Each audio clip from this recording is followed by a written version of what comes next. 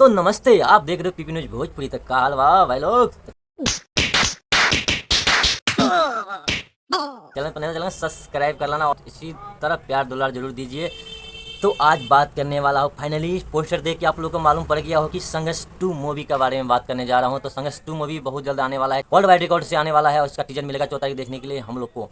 तो देखेंगे कैसा है टीजर है नहीं। और बात करने वाली इस मूवी में बहुत सारा पैसा लगाया गया है और बहुत सारा पब्लिक का इंतजार है इस मूवी देखने, क्योंकि इसमें जो एक्शन पैक है एकदम, जिस तरह से इसका बॉडी शेप दिखता है खतरनाक।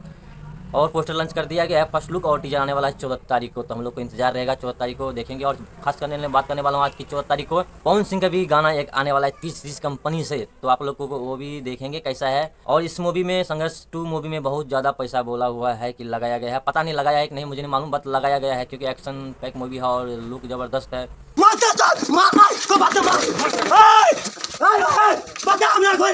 तो देखेंगे टीजर आने के बाद 14 तारीख को। और बाकी इंतजार रहेगा आप लोग को। प्लीज़ आप लोग चैनल सब्सक्राइब करो, वीडियो देखते हैं आप लोग सब्सक्राइब नहीं करते, प्लीज़ आप लोग सब्सक्राइब कर दीजिए। कौन सा पैसा लगता है, फ्री में सब्सक्राइब होता है भाई, सब्सक्राइब कर डालो क्योंकि अच्छे से अपडेट मिलेगा इस चैनल पे।